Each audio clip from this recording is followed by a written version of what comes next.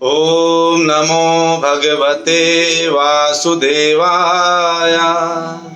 ओम नमो भगवते वासुदेवाय। ओम नमो भगवते वासुदेवाय। नारायणं नमस्कृत्य नरं चैव नरोत्तमं देवीं सरस्वती व्यासं ततो जयमुदीरयेत्। नष्टप्रायेषु अभद्रेषु नित्यं भागवत सेवया भगवती उत्तमा श्लोके भक्तिर्भवति नैष्टिकी। ओम अज्ञानतिमिरान्धस्य ज्ञानाञ्जनशलाकया चक्षुरुन्मीलितं येन तस्मै श्रीगुरुवे नमः। श्रीचैतन्यमनोभीष्टं स्थापितं येन भूतले स्वयं रूपः कदा मह्यं ददाति स्वपदान्तिकं।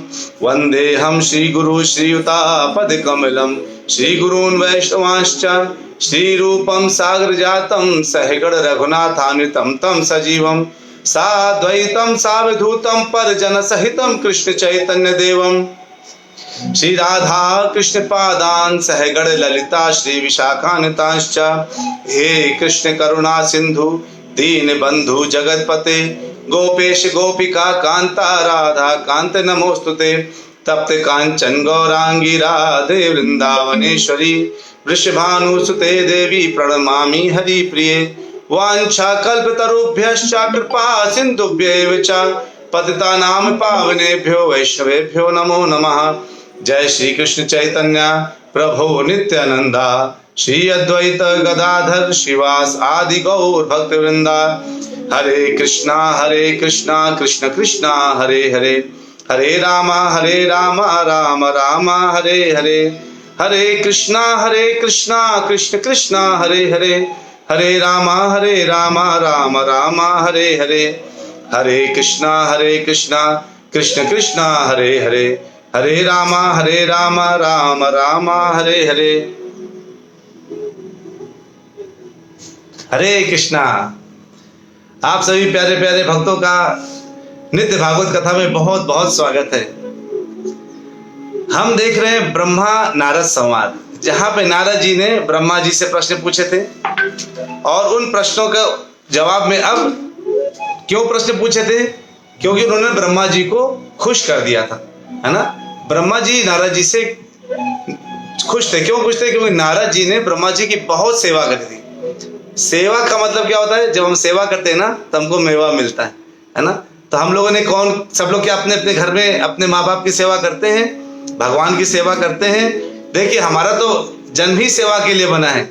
जिनके पास कोई सेवा के लिए नहीं होता, उनके पास कौन होता है? कुत्ते बिल्ली होते हैं। उनकी सेवा शुरू कर देते हैं, कहते हैं अरे बहुत समय है मेरे पास, तो उनकी सेवा शुरू हो जाती है।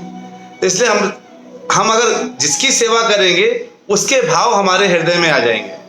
इसको विचार करके ही सेवा करना चाहिए। और भगवान की सेवा करेंगे तो भगवान क्या कहते हैं? जो व्यक्ति मेरी सेवा करता है उस मेरे स्वभाव को प्राप्त करता है ना।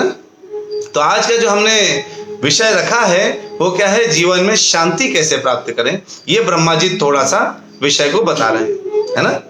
तो देखिए, कभी कभी जीवन में ऐसी अटकलें आ सकती हैं जब आपको लगातार लगे कि अरे कुछ भी नहीं हो रहा, अरे कुछ अच्छा नहीं हो रहा, ये हो क्यों नहीं रहा है, हम इतना प्रयास कर रहे हैं लेकिन क्यों नहीं हो पा रहा, आखिर हमने क्या कमी छोड़ दी।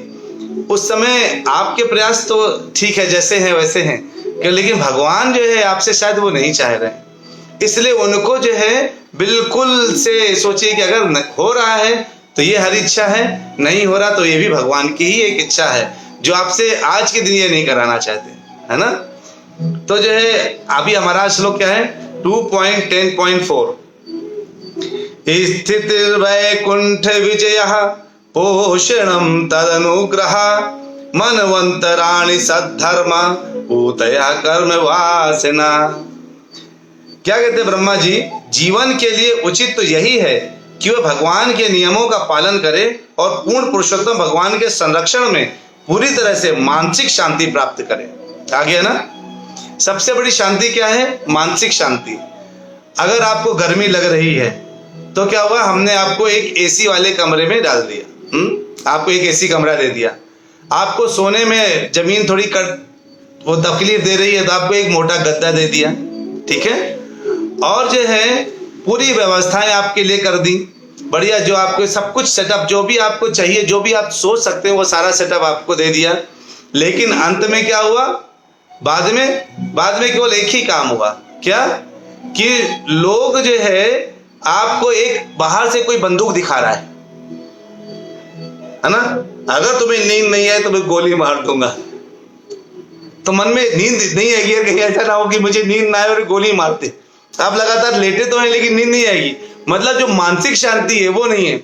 या आपको किसी ने बोल दिया तू उस कमरे में सो के दिखा, देखना कल सुबह का सूरज नहीं देखोगे तुम। आप पहुंच तो जाएंगे, एसी है, कूलर है, गद्दा है, सब कुछ है, लेकिन मानसिक शांति नहीं है ना। तो मानसिक शांति जो होती है वो क्या होती है? मानसिक शांति पूर्ण शांति कहलाती है। तो इधर कहते हैं जीवात्मा के लिए क्या उचित है, यानी जीवात्मा कौन? हम सब लोग। हमारे लिए क्या उचित है? हमारे लिए केवल एक ही चीज उचित है, वो है भगवान के नियमों का पालन करना। अरे भगवान के नियम क्या है? भगवान के नियम क्या है?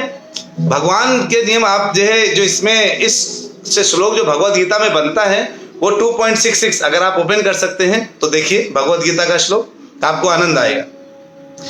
नास्ति बुद्धि अयुक्तस्य न च अयुक्तस्य भावना न च अभावयतः शांति अशांतस्य कुतः सुखम, है ना। कहते हैं जो कृष्ण भावनामृत में परमेश्वर से संबंधित नहीं है, जो भगवान की बात नहीं मानता, भगवान के नियमों का पालन नहीं करता, भगवान को किस तरह से देखता है? भगवान को इस तरह से देखता है, अरे वो तो बस एक महान पुरुष है, आए जन्म लिए जैसे आगे लोग आते हैं, अपना काम करके चले गए। और जो ये सोचता है कि वही करता है, वही भरता है, वही भोगता है, वही नियंता है, जो भगवान को के विषय में तनिक भी सोचने का समय नहीं है। जब भी पूछो प्रभु जी थोड़ा, माता जी थोड़ा ज्वाइन कर लीजिए, प्रभु जी थोड़ा ज्वाइन कर लीजिए, अरे प्रभु जी समय कहाँ है हमारे पास।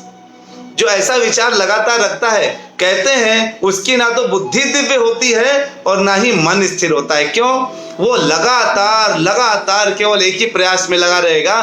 किस प्रयासों में लगा रहेगा? किसी तरीके से मुझे सुख मिल जाए।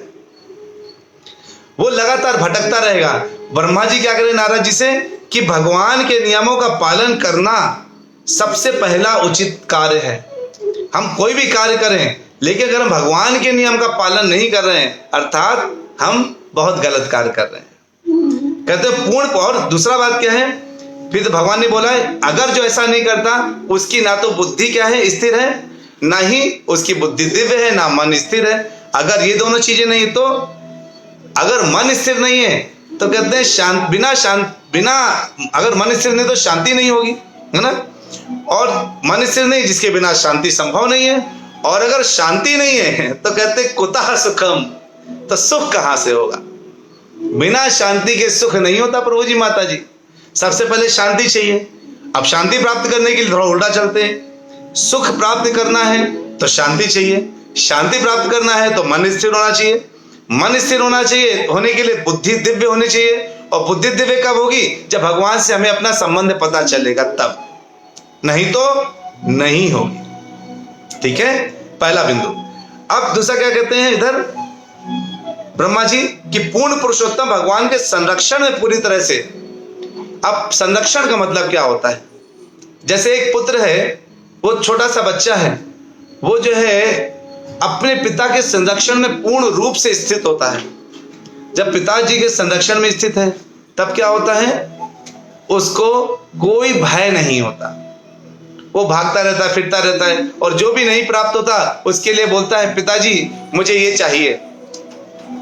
पिताजी क्या करते हैं? लो बेटा ले लो। अब जो है, अब उस वक्त क्या है, वो अगर उसकी तबीयत खराब होती है पिताजी उसको हॉस्पिटल लेके जाते हैं। अगर उसको जो है दोस्त लोग परेशान करें, पिताजी जाके दोस्तों को डांट देते हैं। स्कूल में कोई प्रॉब्लम है तो पिताजी जाके स्कूल के प्रिंसिपल से बात कर लेते हैं, टीचर से बात कर लेते हैं। यानी पिताजी उसको सारा कुछ प्रदान कर देते हैं। ये मैंने एक बार उदाहरण बताया था, अगर आप लोग भूल गए तो मैं फिर से बताता हूं कि एक व्यक्ति है जिसका बच्चे के साथ अपने मेला में घूमने गया, और उस कुंभ मेला में मान लीजिए घूमने गया, और उसका बच्चा मेले में कहीं खो गया, मतलब उससे बिछड़ गया, तो वो रो रहा है। अब दूसरा व्यक्ति आया पूछने के लिए, अरे बेटा तुम रो रहे हो, तुम्हें भूख लगी है क्या? लो खाना खा लो। अब उसने खाना लिया, अब खा सकता है नहीं खा सकता, लेकिन उसका रोना बंद नहीं हुआ। उसी तरह से वो जो है दूसरा व्यक्ति आया, कहता लगता तुम थक गए होगे, तुम सो लो बेटा।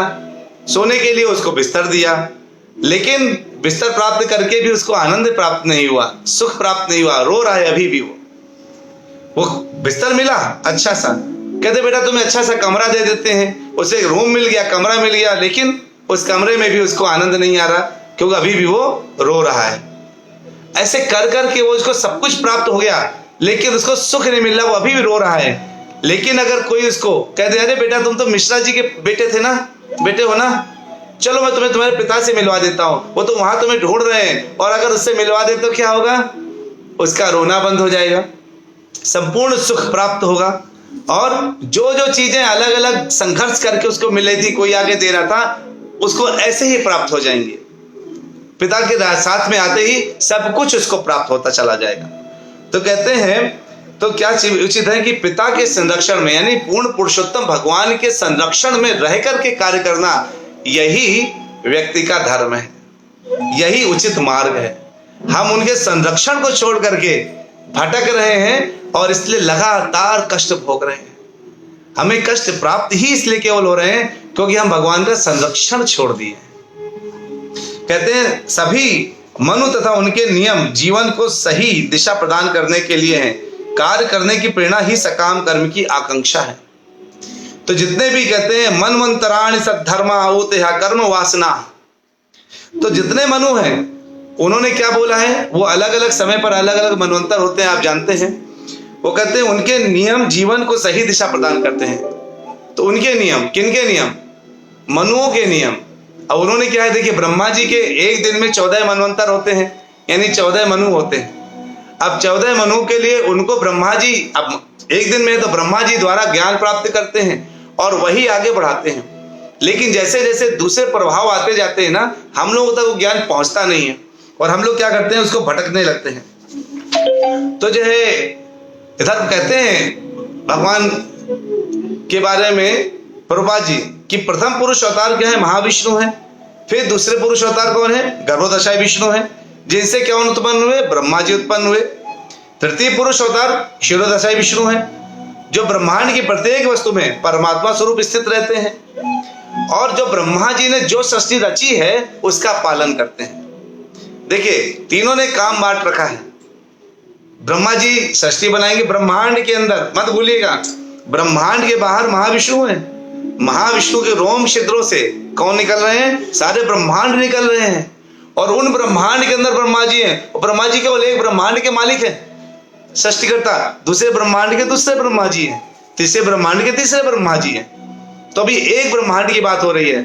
उस ब्रह्मांड के अंदर गर्भोदशाई विष्णु, क्षीरोदशाई विष्णु और ब्रह्मा जी हैं। अब ब्रह्मा जी के ही चूंकि भ्रकुटियों के बीच से निकलते हैं कौन, शिव जी। तो आप जब भागवतम में अगर आप जाएंगे तो आपको पहले स्कंद में मिलेगा ये। तो कहा जाता है शिव जी ब्रह्मा जी के पुत्र हैं, ऐसे बोला जाता है। और वो जो है शिव जी निकलते हैं, तो शिव जी विध्वंस का काम करते हैं और ब्रह्मा जी सृष्टि का काम करते हैं, और बीच से पूरी सृष्टि को पालन पोषण काम विष्णु जी करते हैं। तो जो है और क्या करते हैं, हर जितने लोग हैं यहां से लेकर के वहां तक, यानी पूरे इस ब्रह्मांड के अंदर जितने भी लोग हैं, जितने भी, सबकी एक उम्र है। कुछ को 100 वर्ष मिलती है, कुछ को 1000 वर्ष मिलती है, कुछ को लाख वर्ष मिलती है, लेकिन सबका एक लिमिटेड टाइम पीरियड है, सबका एक्सपायरी डेट है। दुनिया में ऐसा कुछ भी नहीं जिसका एक्सपायरी डेट ना हो, और हम उस एक्सपायरी डेट के साथ काम करते हैं। जब आप जाके कोई दवाई लेके आते हैं या कोई भी सामान लेके आते हैं, पहले क्या देखते हैं, इसका एक्सपायरी डेट क्या है। हम इतना बड़ा शरीर चला रहे हैं, हम अपना एक्सपायरी डेट पता है क्या, नहीं पता ना। लेकिन पक्का पता है कि हम 100%, पहले लोग 100 साल तक जीते थे। अब हमारा खान पान ऐसा हो गया, जो हमने क्या समझ रखा है, अपने पेट को डस्टबिन समझ रखा है और मुंह को उस डस्टबिन का मुख समझ रखा है, और उसमें जो मर्जी डालते रहते हैं। और जो है वो लगातार मुंह में जाता गया और जो है जा करके पेट में गया, और पेट को जब अच्छा चीज नहीं मिला तो उसका मूड खराब हो गया और उसने कह दिया आज मेरा पेट अपसेट है। बोलते ना मेरा पेट अपसेट रहता है। अरे आप उसमें सेट चीज डालेंगे तो अपसेट नहीं रहेगा ना, जो मर्जी डाल लेंगे तो पेट अपसेट ही रहने वाला है ना। तो माधवदास प्रभु बोले हर ब्रह्मांड में 14 लोक होते हैं। हाँ प्रभु, हर ब्रह्मांड में 14 लोक हैं और सभी लोकों में लोगों की अलग अलग जो है उम्र है। और वो सारी उम्र क्या है, वो सारे उम्र जितने लोग हैं ना, सबकी उम्र कितनी है, लिमिटेड है, फिक्स है। अगर इस उम्र से, लिमिटेड उम्र से बचना है तो क्या करना पड़ेगा, वहां जाना पड़ेगा जहां पर उम्र लिमिटेड नहीं है, अनलिमिटेड है। आपको मैं बोलूं 100 रुपए में अनलिमिटेड खाना या 1000 रुपए में अनलिमिटेड, इस घर में आपको एक बड़ा सा बंगला दूं और बोलूं 1000 रुपए में अनलिमिटेड लिविंग, जितना चाहो उतना रहो, तो आप कहेंगे क्या आपकी लॉटरी लग जाएगी कि नहीं?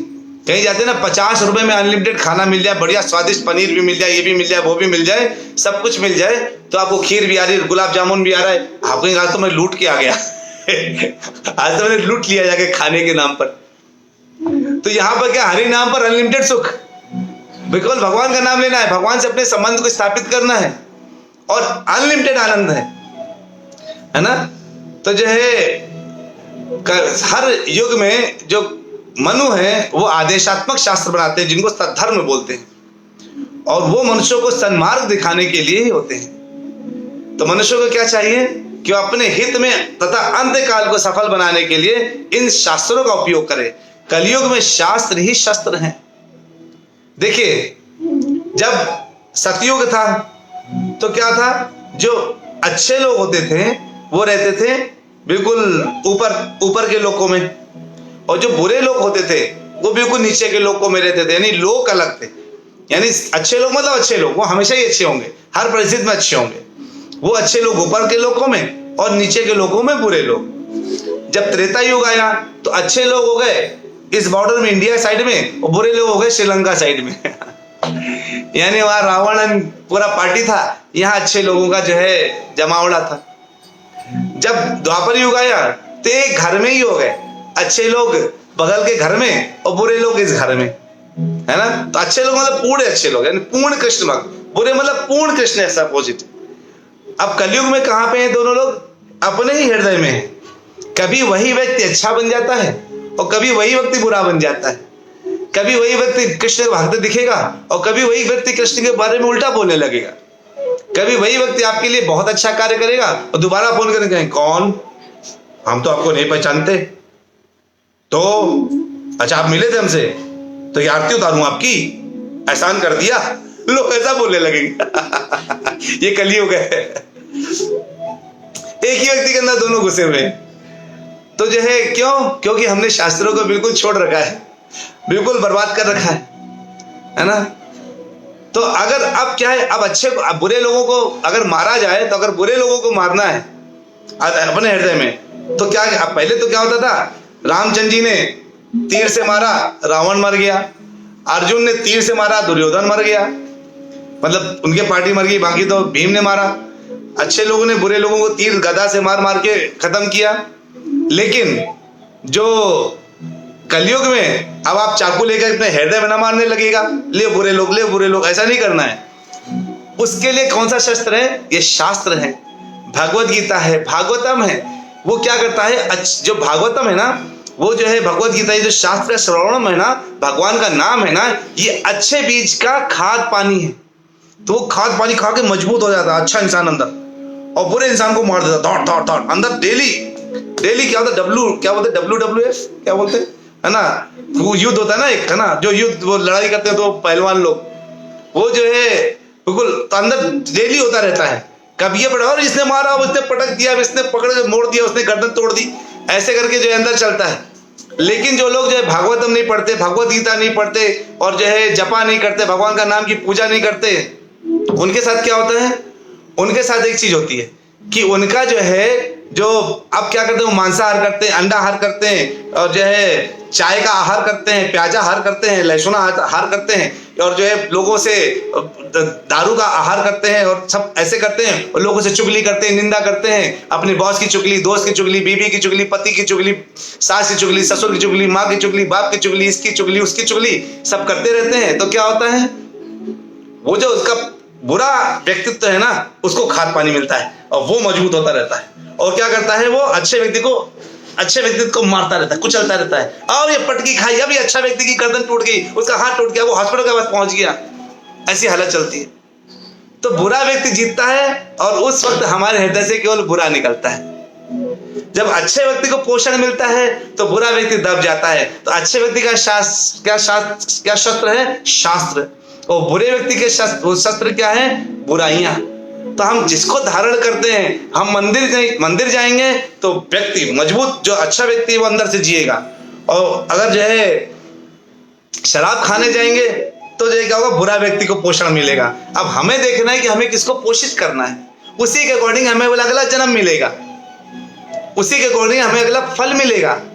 हम कहते हैं पहले हमने अब क्या किया, ये सब उल्टे सीधे काम करके, उसका नुकसान करके, इसको मार के, उस जीव की हत्या करके, ये सब कुछ के पाप के अधिकारी बनते हैं। तत्पश्चात उसके बाद हम क्या करते हैं? फिर हमारे साथ कुछ बुरा होता है, हे भगवान हमारे साथ ही ऐसा क्यों? हमने क्या किया दुनिया में? हमने तो सबका अच्छा किया। अच्छा, किसका अच्छा किया? उस गरीब को 10 रुपए दिए थे। अच्छा, और चिकन जो खाया था, टंगड़ी खाई थी, वो क्या? वो जीव नहीं है। वो जो टंगड़ी खा रहे थे चबा चबा करके, कोल्ड ड्रिंक के साथ, दारू के साथ, मजा आ रहा था ना दोस्तों के साथ बैठ करके। हाँ, आज तो टंगड़ी बड़ी अच्छी बनी है ना? ये जो हमारी स्थितियां है ना, कि हम जो है एक के साथ बुरे और एक के साथ अच्छे नहीं, समदृष्टि होना चाहिए।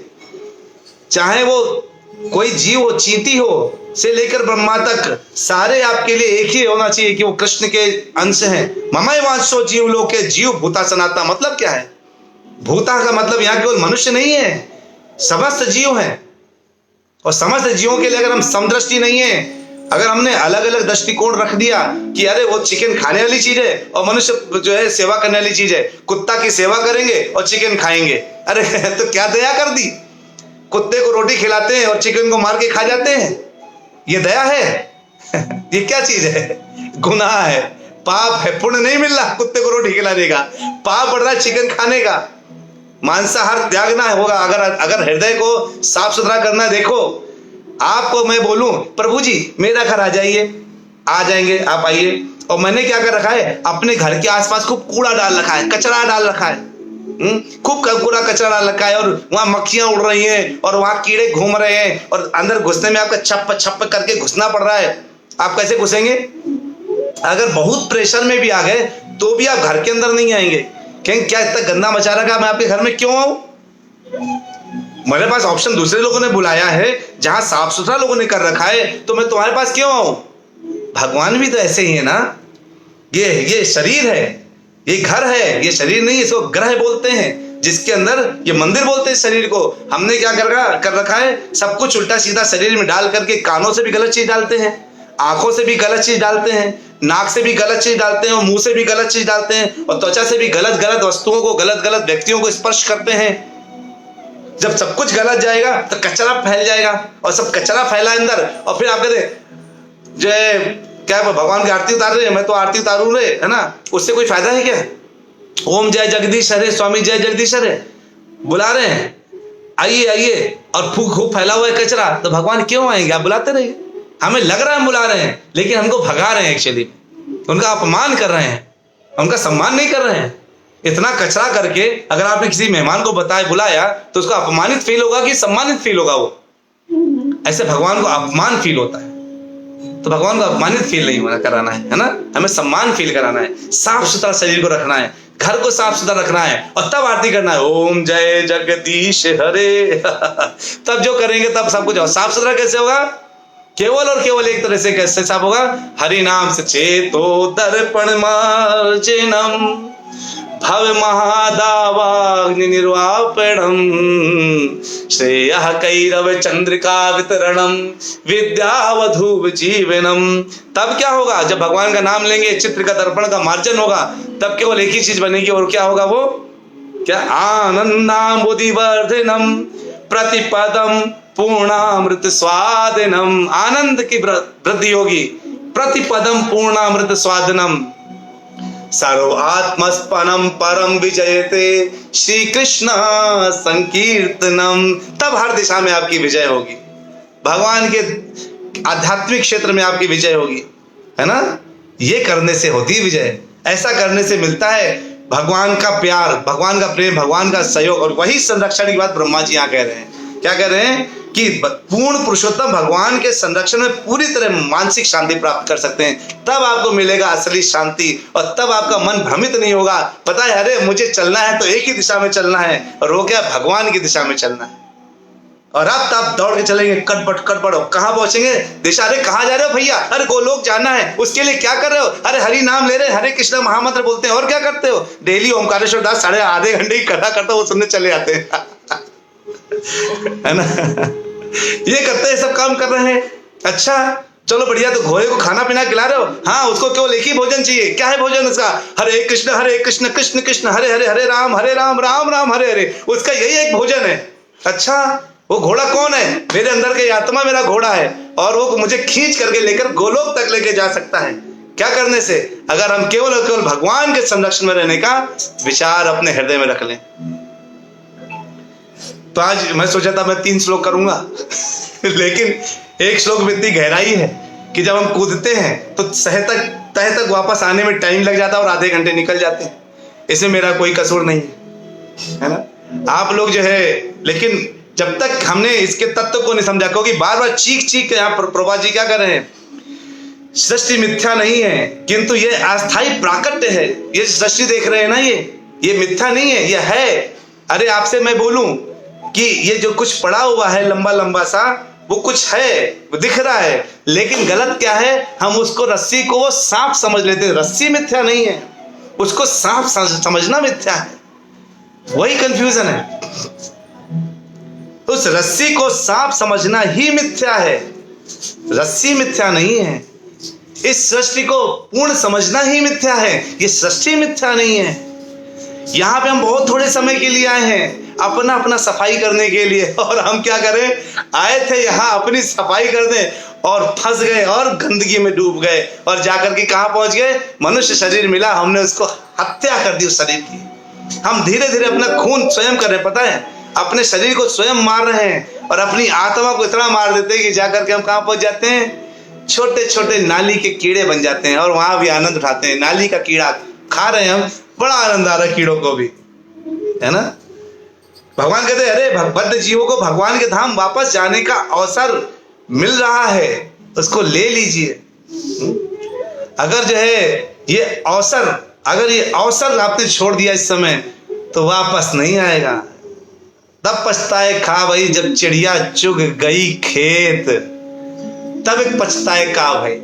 उस समय पछताने का क्या फायदा, जब चिड़िया कौन है यहाँ पर, यमदूत यमराज, वो आएंगे और चुग के चले जाएंगे, तब पछताते रहेंगे, अरे ये तो मुझे मिला था शरीर और इसका उपयोग मैंने क्या किया, केवल अपने इसी शरीर को संवारने के लिए किया जिसमें अभी आग लग रही है। इसी शरीर के भरण पोषण इंद्रियों की तृप्ति के लिए कार्य करता रहा, जबकि शरीर को तो जला दिया गया। अरे इसको तो मैं पूरे टाइम जिसके लिए प्रयास करता रहा वो तो हाथ में है ही नहीं, उसी के लिए प्रयास करते रहे हम तो। चलिए, आज मुझे उम्मीद है कि आपने बहुत कुछ समझा होगा। हमारा मुख्य कर्तव्य क्या है, इस बंधन से मुक्ति। बंधन क्या है, भौतिक प्रकृति के बंधन, और ये इसी बंधन में रह के हम कार्य कर रहे हैं। तो हमारा मेन उद्देश्य क्या है, जीवन का लक्ष्य क्या है, भगवान के आज्ञा का पालन। ब्रह्मा जी यही बोल रहे हैं, भगवान के नियमों का पालन, यही हमारा उद्देश्य है। और पूर्ण पुरुषोत्तम भगवान के संरक्षण में रहना, ये हमारा ध्येय है, यही लक्ष्य होना चाहिए। तब जाकर के आपको मानसिक शांति मिलेगी, अन्यथा भटकते रहेंगे सदा इस तरह, सदा ऐसे ही भटकते रहेंगे, कुछ मिलेगा नहीं मिलेगा। ठीक है, चलिए, वांछा कल्पतरुभ्यश्च कृपा सिंधुभ्येव च पतितानां पावनेभ्यो वैष्णवेभ्यो नमो नमः। अगर कुछ प्रश्न है तो डाल दीजिएगा, और नहीं तो जोरदार तरीके से हरे कृष्ण महामंत्र बोल करके लेते हैं हाल विराम।